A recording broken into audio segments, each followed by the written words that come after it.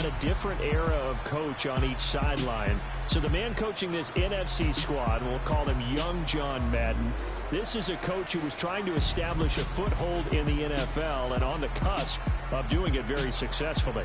Yeah, you think back to that period, those early days as the coach of the Raiders, the late 60s in the AFL and then in the NFL in the early 70s. Coach was a guy who was ahead of his time.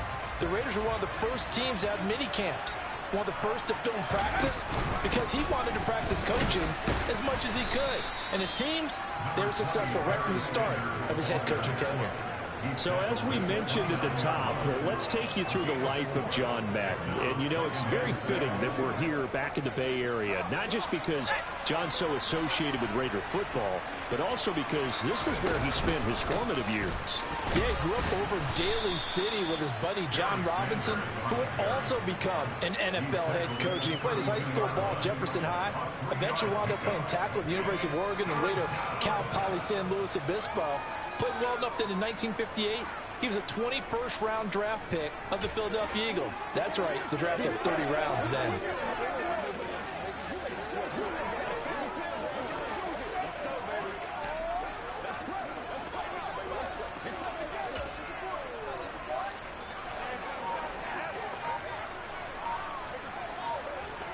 Third play of this opening drive as they're looking at a 3rd and 3. They just do get the playoff as he'll look to throw. Over the middle, that's caught by Rice. And he'll be taken down, but he does have first down yardage. Charles, you mentioned Coach was a 21st round draft pick back in 1958. It was the Philadelphia Eagles who selected him. But unfortunately for John, knee problems, they just continued to dog him. He was hurt in his first training camp, actually never saw the field as a player in the NFL. Oh, he tries to force it in, and it's intercepted. Steve Atwater with a pick. And the return stops just a little bit shy of midfield at the 48-yard line. Not something you see very often from a quarterback of his caliber, an opening drive interception. Oh, there's no doubt in my mind that even he's surprised at how that one played out. But we know this guy is not going to stop him from continuing to fire as this game goes along. Probably give a little nod of respect across the field for that one and let him know he'll be back the very next series. So, Charles, as mentioned, we've got another Coach Madden over here on the AFC sideline. Of course, his Raiders, members of the AFC West. So this is a conference he battled in for his entire career.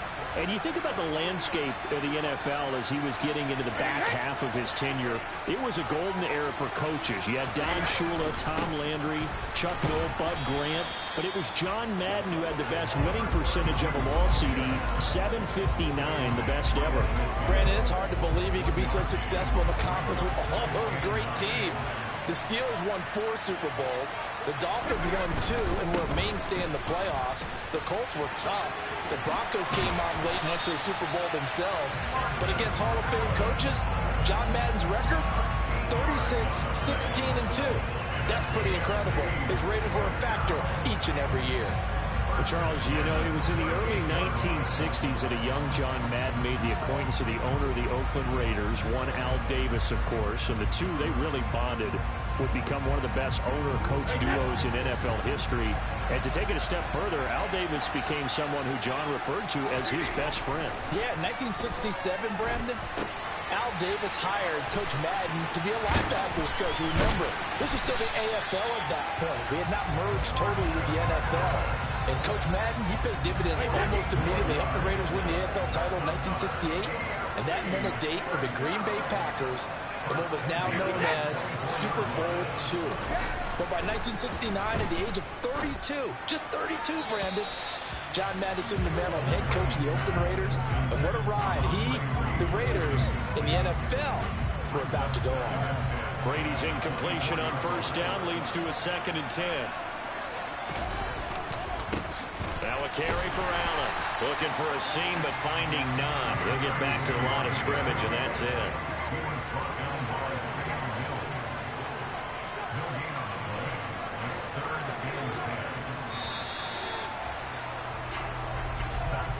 So we're through one at the Coliseum in Oakland. 0-0 our score.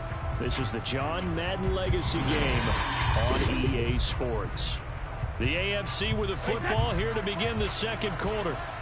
Right where this set of downs started, they need a full 10 here to pick up the first down and move the chains. Buying time to his, and he can't find a receiver, and he's brought down. Multiple players combined for their team's first sack of the game. Now that was a passer's nightmare. The front door totally shut down by the defense, so he kept going backwards, hoping to find another avenue of escape. It didn't exist.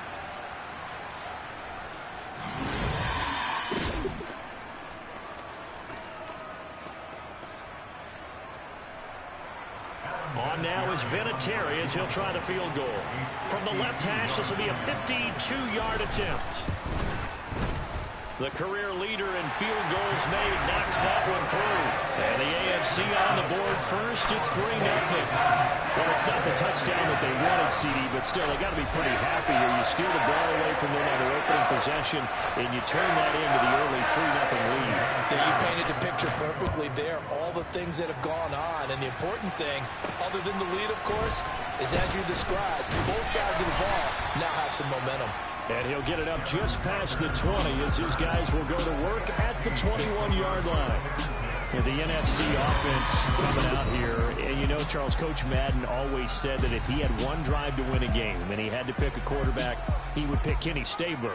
But I think if you asked him to omit any of his Raiders players, there's a good chance the guy he'd select would be Brett Favre. Brett Favre is always smiling. He's always laughing. He's always talking to someone. He remembers that it's a game. And if it's a game, you should have fun. And Brandon, that always reminds me of a great movie line where one of the players was telling the coach, every time I say it's a game, you say it's a business. And every time I say it's a business, you say it's a game. With Coach, it was always a game. It'll be Sanders to begin the drive. And the second wave of tacklers is going to get him as they stop him behind the line. Charles, you talked about John Madden and the Raiders going on a ride. Well, try these numbers on for size. In 10 seasons as a head coach, the Raiders won their division 7 times. They finished second the other 3 times. And he became the youngest coach to amass 100 career regular season victories and is still, to this day, the franchise leader in wins. And when you think about it, that's where that rivalry with Kansas City really took root. As did the expression commitment to excellence. And boy, was it personified by the players who played for Coach Madden. On offense, how about quarterback Kenny Stabler, wide receiver Cliff Branch, wide receiver Fred Biletnikoff, tight end Dave Casper, to name a few. How about this great lineman he had? Center Jim Otto, guard Gene Upshaw, tackle Art Shell, all of them in the Pro Football Hall of Fame. And guys on the defensive side of the ball, the Mad Stork himself, Ted Hendricks, Willie Brown, John Matuzak, Otis Sistrom, and Big Ben Davidson. So many great players, so many great memories. Wisnowski on to punt as he sends this one away. Let's take it inside his own 40. It's a 45-yard punt, 6 yards on the return. And the AFC will take over 1st and 10. The AFC making their way out, and it's one of Coach's favorites, another local guy, Tom Brady, who will be at the controls. And boy, Coach always admired the way number 12 could run an offense, and especially his ability to stay calm under pressure. Tom Brady is a guy who's always looking downfield. He never looks at the rush. He hangs in the pocket, and he makes a throw. He's a cool guy. He's a tough guy. Let me tell you, there's no one calmer in the pocket than Tom Brady. And I know that Coach has a great appreciation for Tom Brady, who turned 45 back on August 3rd, because Coach coached a guy like him in George Blanda, who played a long time in the NFL. In this game, it features legends and active players. Tom Brady qualifies as both. And the running lane's non-existent in this first half as they'll stop him behind the line. Officially, it's a 1-yard loss. That's going to bring up 2nd and 11. Hey, we want to let you know, give you a fair warning, that coming up at halftime, the folks at EA Sports have put together a very nice package in tribute to Coach Madden. So make sure you stick around for that. Again, coming up at halftime. On 2nd and 11 now. Brady. It's incomplete. Took a shot, couldn't connect. Charles, you think about all the Madden Madden had as an NFL head coach, and he had plenty, and we talked about it, including the 10 straight winning seasons, a Super Bowl title. But like any great coach, he also suffered through a few tough losses along the way as well. And Brandon, those tough losses came in high-stakes games because they always had such great success. Think about it this way. 6 times in his 10 years, the Raiders were knocked out in either the AFL championship game or the AFC championship game. But might be a divisional round exit. That's the one that bothered him most of all. Three Rivers Stadium, December 1972. Yes, the Immaculate Reception game. Franco Harris grabbing the ball that was deflected. Almost at his shoe tops, he picked it up and took it in for a game-winning score to give the Steelers a 13-7 victory. And partner, anyone who loves black and silver still doesn't believe that ball hit anyone in black and silver that day, and that play should never have counted.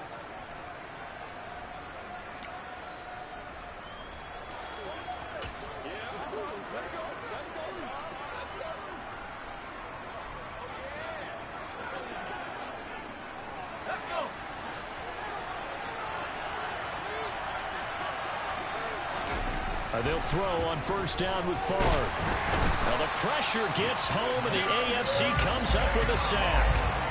That one will set him back nearly 10 yards here on first down on the sack. Partner, the Mike linebacker, the middle linebacker has so many different responsibilities. How excited do you think he was to get home with that blitz? Yeah, he wants a sack. He got it. And they need to work to at least get some of this yardage back after the sack. 2nd and 19. Favre's throw pulled in by Kittle. Now the AFC going to use the first of their timeouts as they'll stop it with a little over 30 seconds to go in the first half of play. And it looks like we've got a dime set here defensively. 6 DBs in the game.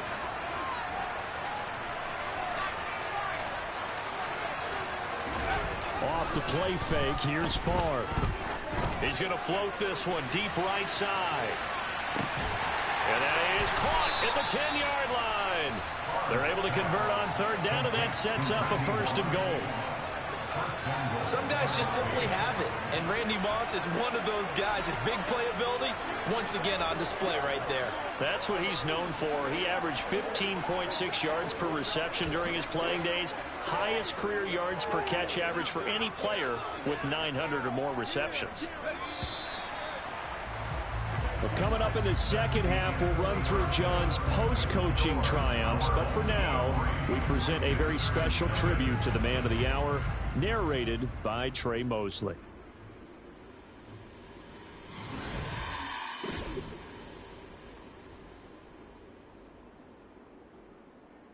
What comes to mind when you hear the name Madden? Is it the coach who led the Raiders to their first Super Bowl victory? Perhaps it's the broadcaster who entertained millions of fans. Or maybe it's the video game known simply by his name. But no matter what comes to mind when you hear the name Madden, everyone thinks of one thing: football. The core of it was football. It's the greatest game in the world. The left goes to the right goes to the left.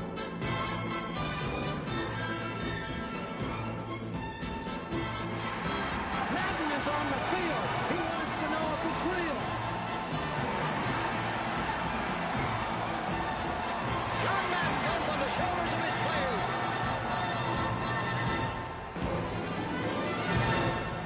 In my mind, John Madden is the most important figure in the history of professional football. Show me somebody else who did it on 3 levels the way John did it. There's nobody.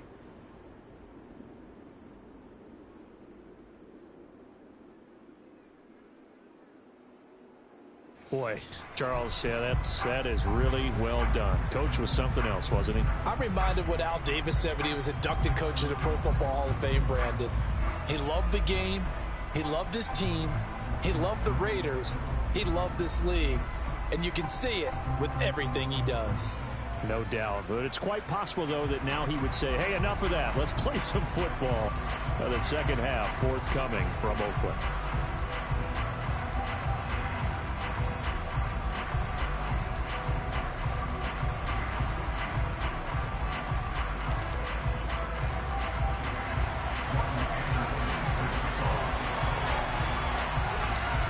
AFC going to get the football first here as we are back underway from Oakland in the John Madden Legacy game. Taken at the goal line. And he had no room to run as he's tackled down inside the 20. So the AFC offense heading back out. You know, Charles, Coach really loved to utilize his tight ends in the passing game. You think about Dave Casper, Hall of Famer for those great Raider teams. And I think he saw a lot of Dave Casper in an all-Madden staple, Tony Gonzalez. Tony Gonzalez is the type of tight end I think everyone's looking for. He's a guy that can make some big plays from that tight end position. Let me tell you, you better make sure you have him accounted for on every play. And that's exactly right, because Dave Casper, he could shred defenses down the middle of the field. And that's exactly what Tony Gonzalez did in his entire career. A 14-time Pro Bowl selection. Only Tom Brady has more. There are 6 guys in the 15,000-yard receiving club. He's got a man complete. And they're going to get this down to about the 37. It doesn't look like this defense found the magic elixir at halftime. This offense was rolling in the first half, and that's continued here in the third quarter. Another big play right there. So how about that for a chain mover? They're all the way down inside the 40 now for 1st and 10. They'll run with Allen. This will be stopped about 2 yards shy of the marker. 8-yard gain, 2nd and 2. So now, Charles, to pick up the story we've been telling, John Madden at 42. He just completed a 10-year stint as the coach of the Raiders. He wants to step away a bit from the grind of coaching, but he doesn't want to step away from the game of football. So he ends up signing on with CBS in 1979 to try his hand at broadcasting. And much like his coaching career, he was pretty much an instant success. Partner, he really connected with the people right from the start, and people may not remember, he wasn't even on the #1 team in the beginning. He worked his way up. But the same things that made him a great coach made him a great broadcaster. The ability to show the big picture, yet break it down into the details. That's what he did with his teams.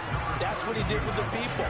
That way, he was simple to understand, yet insightful for viewers. He did with that big personality that he had, one that connected with everyone. And they're going to get this down inside the 15. But there wasn't much there with that hitch route. They didn't gain what they expected. But sometimes when you call a hitch, you really don't have an alternate to go to. You don't have a second route to throw it to. So sometimes you have to rifle in there and hope for the best. Now Allen. But he will have the first down before he's tackled at the 12. In the first half, he was held in check on the ground, but despite that lack of production, they still have the lead. Yeah, and they've got to feel fortunate about that. If they could actually get production from their lead horse, that would help open up this offense and widen this margin, too. On 1st down, Brady. Rush coming, and he's taken down. Lawrence Taylor able to get in there for his 2nd sack of the afternoon. And it's never good to take a sack. You really don't want to take one down here in this part of the field, down near the red zone. Not at all, because you're already pretty much assured of a field goal. But you take a big sack, it could push you out of range, and that's why defenses get a little more aggressive in this situation. They're almost conceding the 3 points. They want to push you back and try and take you out of that.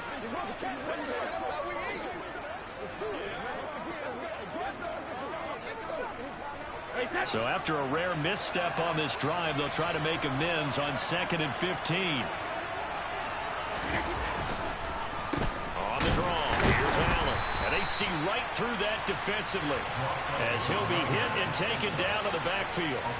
This will be a loss of 3, and now a much tougher 3rd down looming. This defense is just flat getting after it. They have not given up much of anything in the run game. Case in point right there.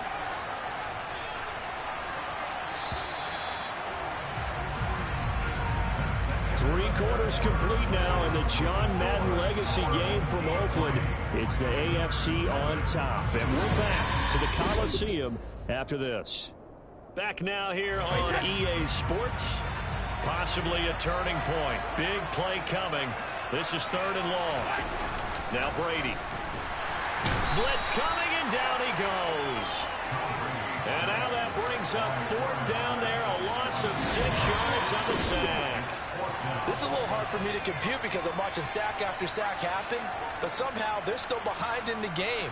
I would expect all of this defensive pressure to translate to them taking a lead, and thus far, it hasn't happened. Time's winding down. They don't want to waste this type of performance from these ace pass rushers. So the field goal unit is on the field as this is a big spot right here. This to swell the lead to 6. Vinatieri's kick is good, and that will add 3 more to their lead. It pushes it up to 6. So they get to 3, but you wonder now, is that going to be enough? Excellent question, because when I look at the smiles on that side of the field, it's a little tighter, aren't they? If they had scored a touchdown there, those would be big half-moon grins right now because they'd feel a whole lot better about their position. And a touchdown in the other direction, all of a sudden they're down. And he'll be tackled just shy of the 25.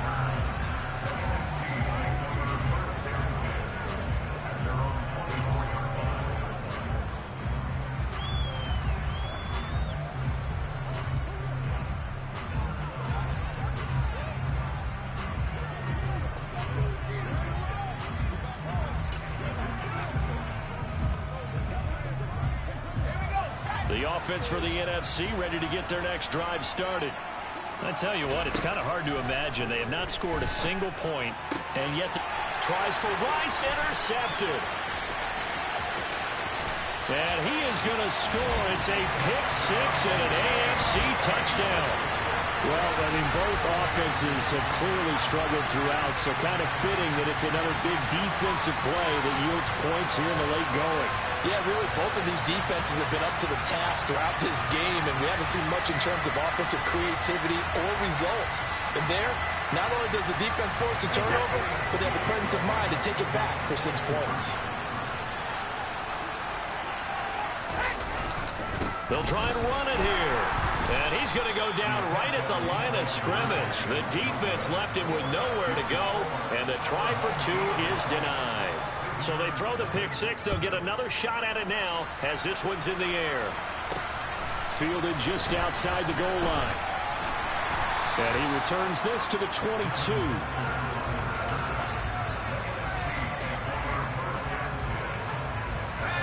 Ready to begin their next drive here, the NFC offense. We'll see if they can band back together after the pick 6. It hurt badly, but still within striking distance. A 2-score game with a good chunk of time on the clock. So for Coach Madden, Charles, by 1981, his broadcasting career is really taking off. He's elevated to the network's #1 booth that calls all the big matchups. He gets the plum assignment of calling Super Bowl 16, 49ers and Bengals, and he's teamed up with Pat Summerall. And that pairing ultimately would go on to be one of the most influential in sports broadcasting history. Influential not just in us listening to them. Remember, they went on and called 8 Super Bowls together. But how they put together kind of the template that all of us broadcasters follow now. Sitting down with the head coaches and the quarterbacks and the stars of each team before a ball game to get extra information. And the way that those two paired together, Pat Summerall, short, concise, to the point, and turned it over to Coach Madden to fill in all the... He's got a man, complete. It's a big play that time for the NFC. 43 yards. Well, that's something you haven't had to talk about much this game. A nice big play right there. But this team, overall, they haven't done a whole lot offensively. Well, they're still sitting on the goose egg. We talk about pride in a shutout. This offense wants to get rid of that 0. Now the NFC going to call the first of their 3 timeouts. That'll leave them with 2 remaining. We'll be back after this.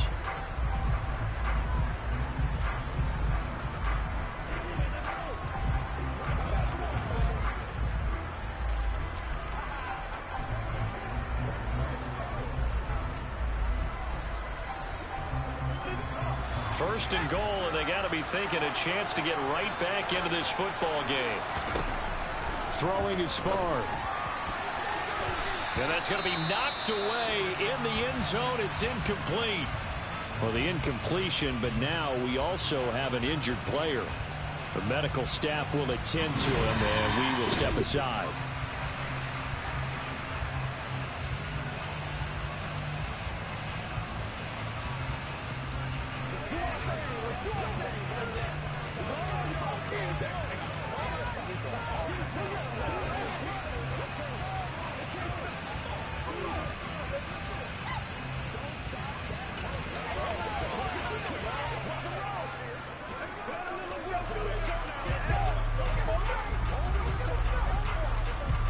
They'll go again here from the 10-yard line on 2nd and goal.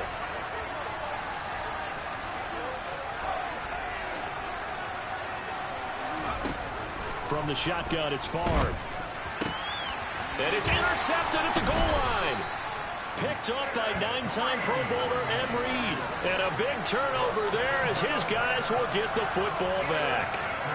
And that pretty much has been the storyline, Charles. This defense, they seem to be one step ahead from the start of the game until now. And you identified it perfectly, and we can see the frustration that's settling in now. And it's probably been there for a long time, but now it's evident because you can see it in their faces, you can see it in their body language, maybe even a little bit in that play call that ended up maybe closing them out.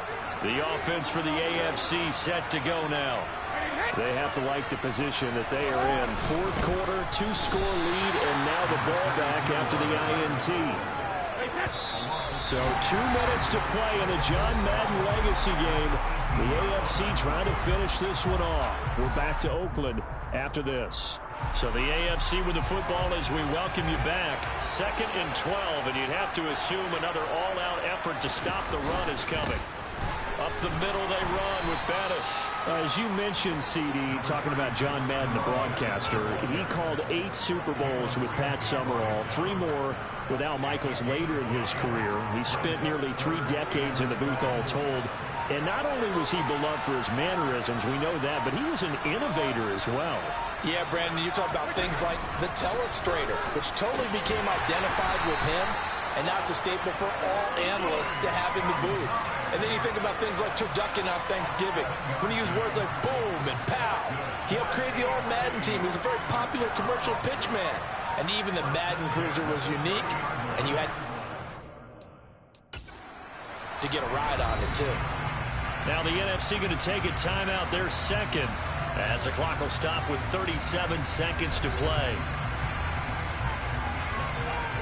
So 1st and 10 now from the 30. Victory very much in sight now as they'll take a knee.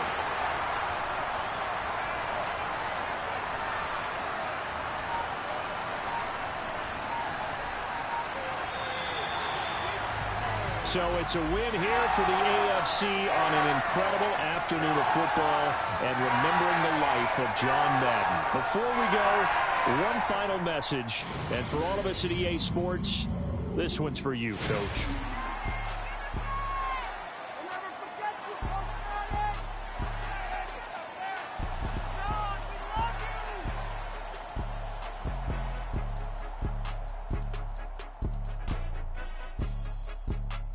I just say this, I thank you all very much. This has been the sweetest ride of them all.